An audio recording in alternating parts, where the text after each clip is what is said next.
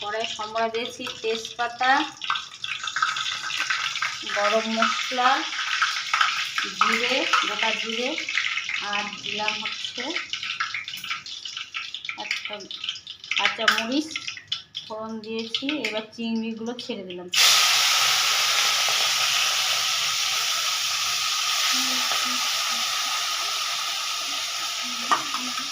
আর এখানে আদা, পোস্ত, একটু পেঁয়াজ কুচানো পেস্ট করেছি, এটা হচ্ছে চিংড়ির মধ্যে ঢেলে দেবো।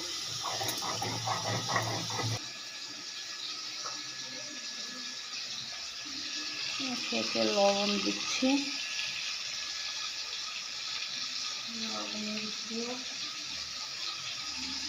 হলুদের গুঁড়ো,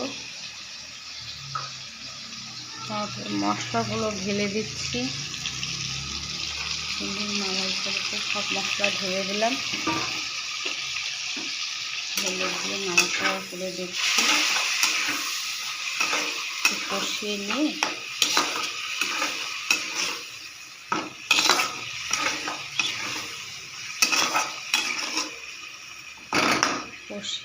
ঢেকে রেখে দিলাম।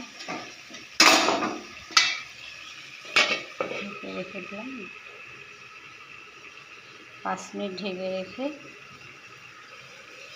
এবার দেখুন তো কেমন হয়েছে, দেখতে লাল লাল ভালো লাগছে। এবার হয়ে গেছে, নামিয়ে ফেলি।